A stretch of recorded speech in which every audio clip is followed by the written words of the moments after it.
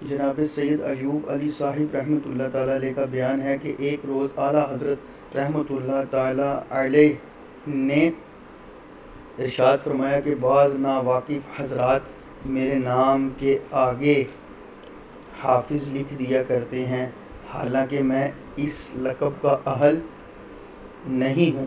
سید ایوب علی صاحب رحمۃ اللہ تعالیٰ علیہ فرماتے ہیں کہ اعلیٰ حضرت رحمۃ اللہ تعالیٰ علیہ نے اسی روز سے دور شروع کر دیا، جس کا وقت غالباً عشاء کا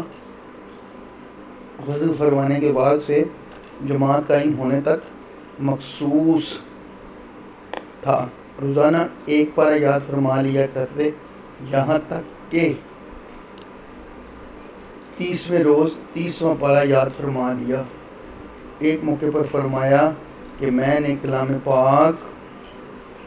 بالترتیب بکوشش یاد کر لیا، اور یہ اس لیے کہ بندگان